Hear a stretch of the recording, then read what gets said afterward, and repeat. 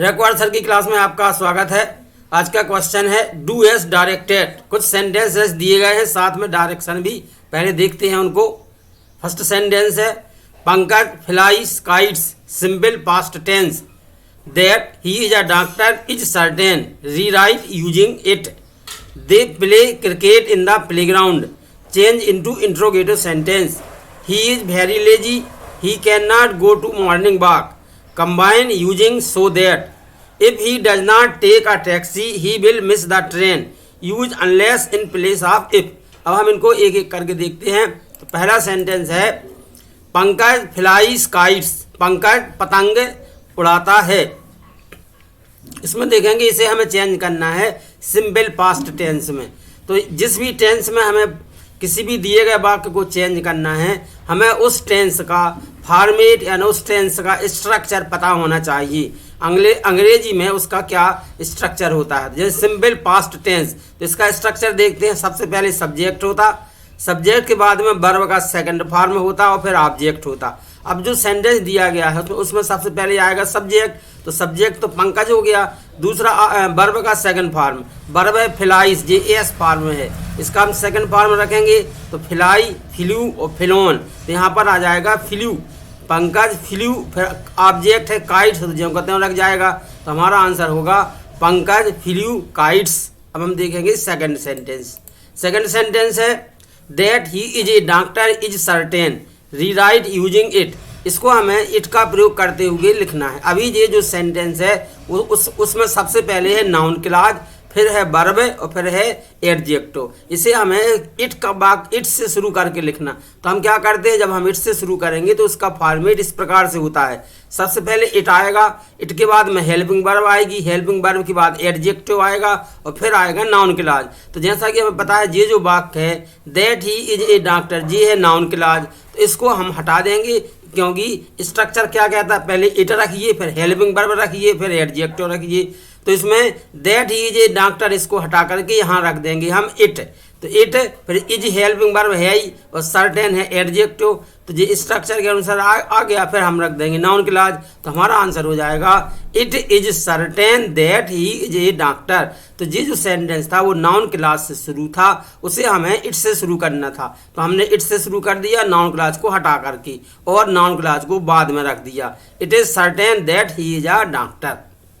Next sentence है they play cricket in the playground, वे खेल के मैदान में क्रिकेट खेलते हैं। इसे हमें क्या करना है, चेंज इनटू इंट्रोगेटिव सेंटेंस। इसे हमें इंट्रोगेटिव सेंटेंस में बदलना है। तो हमें यदि किसी भी सेंटेंस को दूसरे सेंटेंस में बदलना है तो उसके नियम पता होना चाहिए। तो पहले हम नियमों को देखेंगे। तो रूल्स ये हैं, सबसे पहले हम क्या करते हैं, जो हमें वाक्य दिया गया है उस वाक्य की हम वर्ब देखेंगे और वर्ब देख के उस वर्ब का कौन सा फॉर्म है ये पता करेंगे। यदि हमें वर्ब का फर्स्ट फॉर्म मिलता है तो हम क्या करेंगे, उस सेंटेंस के पहले रख देंगे डू, फिर हम वो पूरा का पूरा सेंटेंस रखेंगे और फिर क्वेश्चन मार्क लगा देंगे। सेकंड रूल है यदि वर्ब का सेकंड फॉर्म मिलता है तो हम उस सेंटेंस के पहले डिड रखेंगे और जो सेंटेंस है उसमें वर्ब का सेकंड फॉर्म है उसको हम फर्स्ट फॉर्म में बदल देंगे और लास्ट में क्वेश्चन मार्क रख देंगे। यदि हमें वाक्य में वर्ब में एस या ई एस मिलता है तब हम उस सेंटेंस के पहले रखेंगे डज, और जो सेंटेंस में एस या एस लगा था उसको हटा करके वर्ब का फर्स्ट फॉर्म कर देंगे और फिर क्वेश्चन मार्क लगा देंगे। यदि हमें सेंटेंस में हेल्पिंग वर्ब मिलती है तब हम सेंटेंस के पहले उस हेल्पिंग वर्ब को रख देंगे, फिर सेंटेंस रखेंगे और फिर क्वेश्चन मार्क लगा देंगे।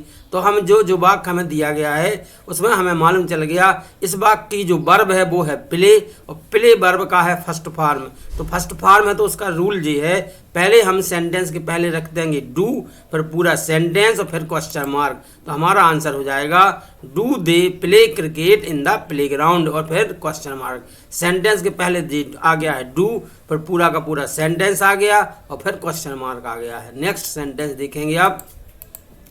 नेक्स्ट सेंटेंस है ही इज वेरी लेजी, वह बहुत लेजी है, आलसी है।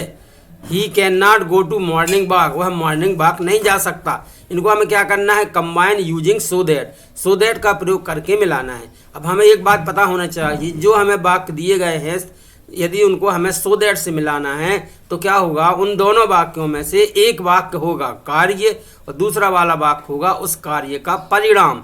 तो जो वाला वाक्य कार्य है उसमें तो हम रख देंगे सो, और जो वाक्य का परिणाम है उसके पहले रखेंगे हम दैट। तो हम पहले पता कर लें कौन सा कार्य है कौन सा परिणाम है। तो जब हमने पहला वाला वाक्य पढ़ा उसका मतलब था ही इज वेरी लेजी, वह बहुत आलसी है।